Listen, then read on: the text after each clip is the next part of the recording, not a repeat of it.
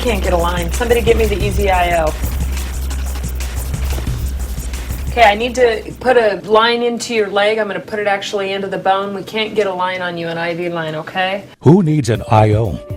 Intraosseous access is indicated in adults any time in which vascular access is difficult to obtain in emergent, urgent, or medically necessary cases, and can be established utilizing the proximal humerus, proximal tibia, and distal tibia sites. IO is indicated in pediatric emergency patients any time in which vascular access is difficult and can be established utilizing the proximal tibia and distal tibia site. The proximal humerus can be used in patients when the landmarks can clearly be identified and IO is indicated. Examples of patients who could benefit from IO access include, but are not limited to, patients with limited or no vascular access, or who require multiple IV sticks, such as diabetes, end-stage renal disease, cancer, cardiovascular diseases, HIV/AIDS, multiple sclerosis, hemophilia, cystic fibrosis, rheumatoid arthritis, Crohn's disease, ulcerative colitis, COPD, drug abuse and addiction, as well as major trauma, cardiac or respiratory arrest, sepsis, or excessive tissue, creating difficult vascular access. The following are contraindications for easy IO access: a fracture on the targeted bone, previous orthopedic procedures near the insertion site, a prosthetic limb or joint. IO has been used within the past 24 hours on the targeted bone, infection at the insertion site, or an inability to locate landmarks or excessive tissue.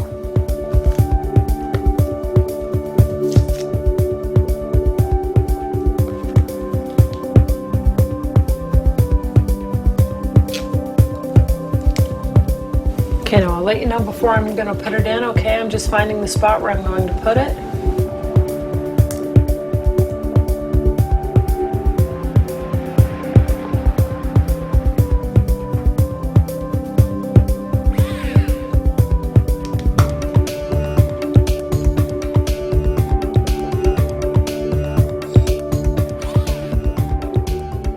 Are you ready? Mm-hmm. Okay, quick poke. Ready? 1, 2, 3.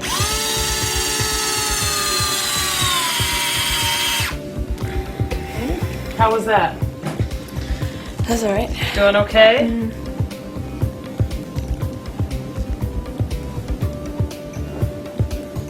This is the medication. It's going to make it numb, okay? So it's going to make it numb in there. As I'm putting it in, if I'm going too fast, if there's too much pain, let me know and I'll just slow down, okay? Here we go. Let me know if I'm going too fast. How are you doing? Fine. On a scale of 1 to 10, what's your pain? 2. Okay. And now? Maybe like a 3.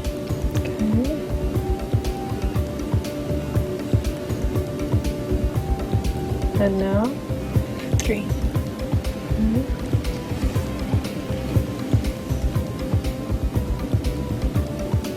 Still doing okay? Mm-hmm. What's your pain level at now? It's going down. 2. Okay. Now again, we're just going to go slowly here.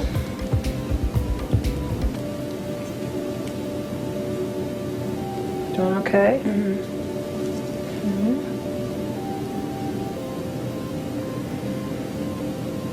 Still doing okay? What's your pain level on a scale of 1 to 10?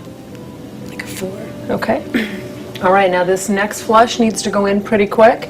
Okay, it's going to take me about 5 seconds.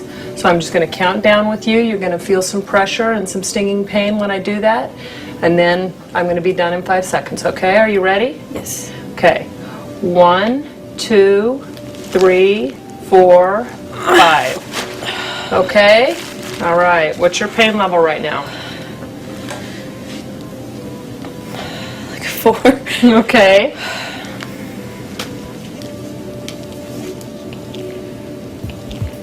Guess I'm still going to I'm going to give you a little more lidocaine to manage that pain.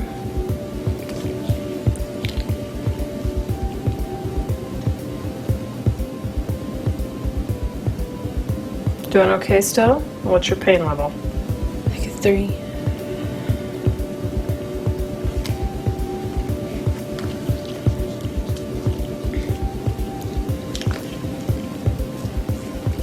I'm just going to let the IV push that medication in a little bit.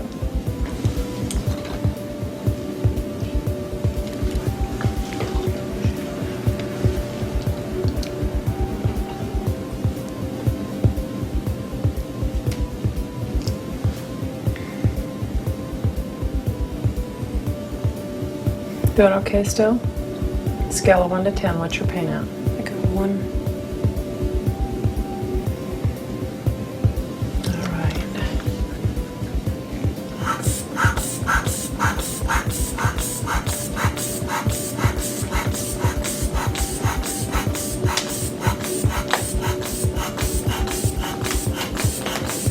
How are you doing on the pain? Okay. Still a 1. 1 still? Okay.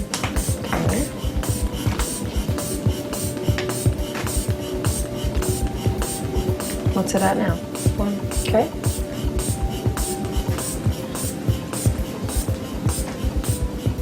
Still a 1? Okay.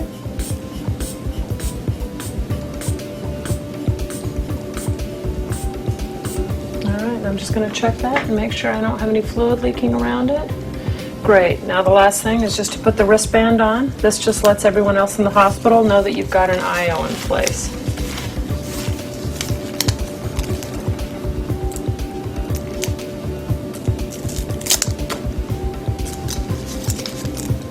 All right, there you go. You did great.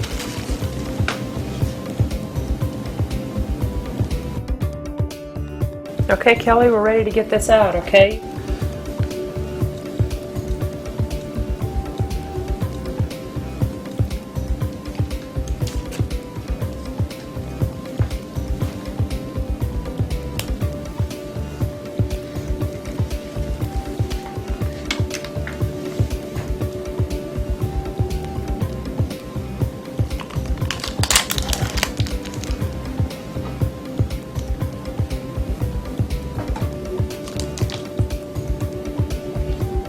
Okay, all I'm going to do is I'm going to twist and pull this straight up while I'm taking it out, okay?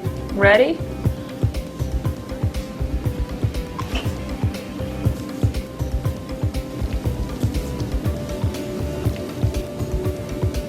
And you're all done.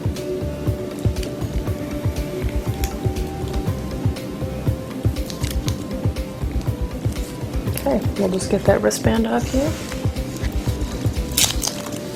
All right. Good job.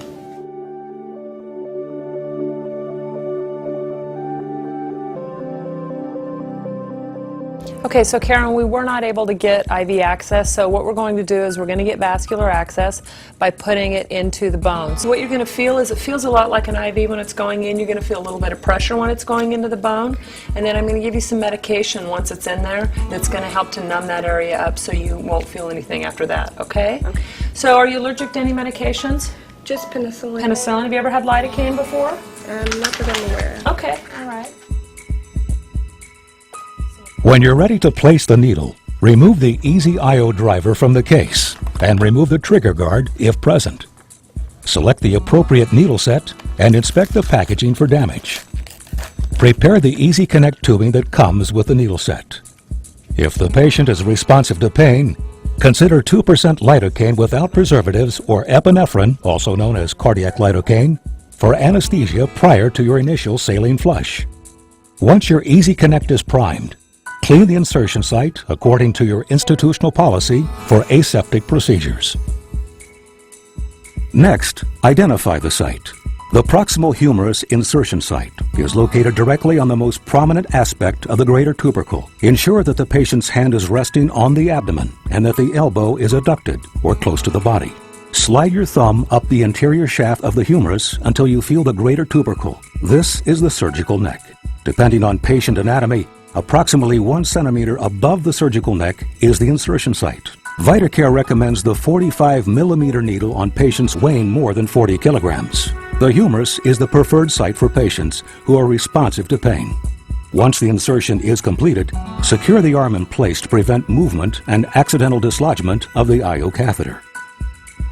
The proximal tibia insertion site is approximately 2 centimeters below the patella and approximately 2 centimeters medial to the tibial tuberosity, depending on patient anatomy. The insertion sites for pediatric patients are the same as those for adults. In small children, generally under the age of 2, the tibial tuberosity may be difficult or impossible to locate. If the tibial tuberosity cannot be palpated, locate the distal aspect of the patella. Move approximately 2 centimeters distally, depending on patient anatomy, and then medial to the flat aspect of the tibia.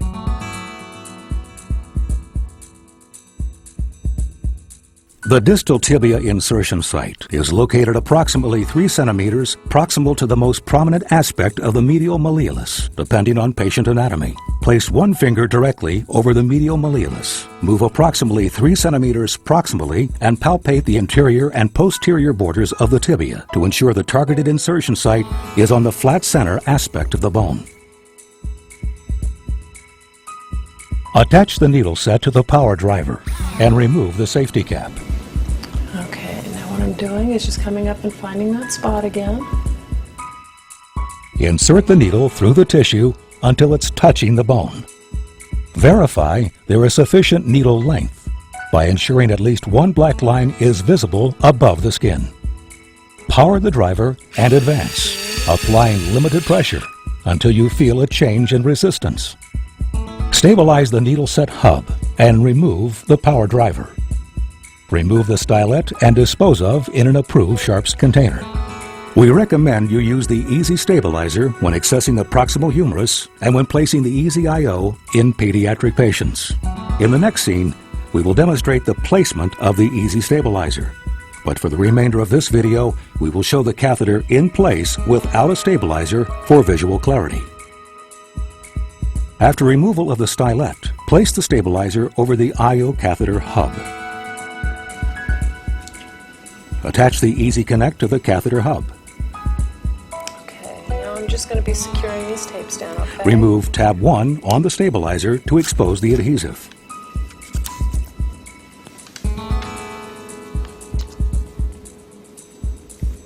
Then remove tab 2 on the stabilizer to expose the adhesive.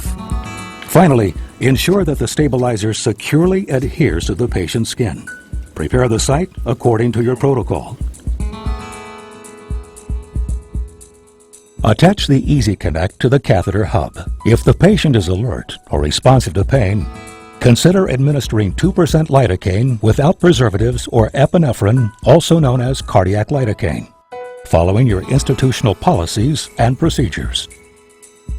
A physician or other authorized prescriber must determine the appropriate dosage range. Medications intended to remain in the medullary space, such as a local anesthetic, must be administered very slowly until the desired anesthetic effect is achieved. If the patient is alert or responsive to pain, prepare them for intense pressure associated with the bolus. So the rest of this, it's going to have to go in pretty quickly. So it's going to take me about 5 seconds to get that in, so I'm just going to count you through it, okay? Are you ready? Administer 10 milliliters of normal saline very rapidly over 5 seconds or less. Doing all right? Note that the pain will end almost immediately after termination of the flush. Just a little more of that in. Flush is required to get good flow. Remember, no flush, no flow. Consider additional lidocaine following the flush as allowed by institutional policy and procedure. Okay, what's your pain level at now? Probably like a 1 or 2. Great, great. So now I'm just going to hook this up to our IV tubing, and that's going to run the rest of that medication in. The pressure in the medullary space is approximately 1/3 of the patient's mean arterial pressure. This is important to remember because the pressure outside the bone in the IV bag must be higher than the pressure inside the bone to achieve flow. Therefore, fluids or medications must be delivered under pressure to obtain maximum flow rates. Rapid fluid infusers can be used for aggressive fluid resuscitation. I'm just putting a little pressure on that fluid.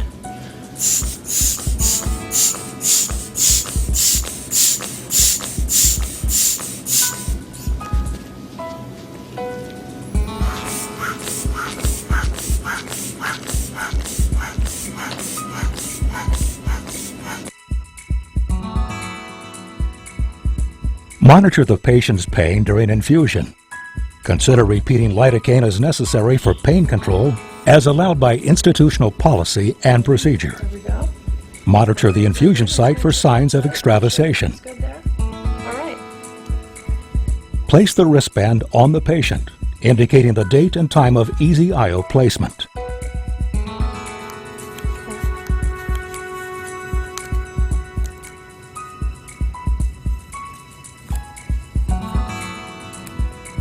All right, that's it, and we're done. Okay, Karen, we're ready to get this out. So I'll just walk you through the steps as I'm doing them. So I'm just shutting off your IV. I'm just going to take that apart right here. Okay, and now I'm just going to peel this back. All you're going to feel there is just that tape coming off your skin.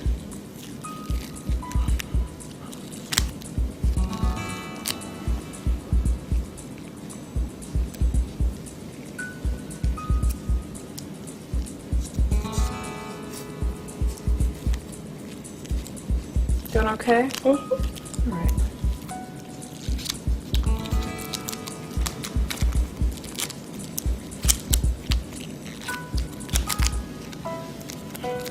Okay, so now I'm just going to take this off, and I'm just going to pull this right back up and over. So this is just the stabilizer, it's not taking the needle out. And then I'm just putting a syringe on there.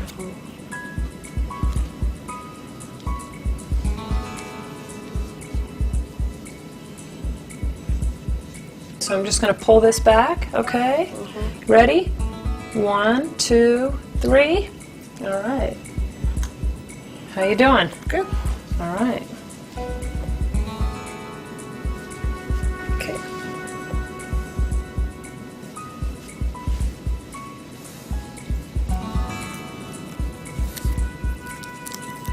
Now we'll just get that wristband off you. There we go. Following removal of the Easy IO, inform the patient that soreness is normal for up to 48 hours. The patient should be able to assume normal activities as soon as their primary medical condition allows. Finally, if the patient detects any signs of infection or other problems, they should contact their primary care physician. Thank you for watching this training presentation. For more information, please visit www.vitacare.com.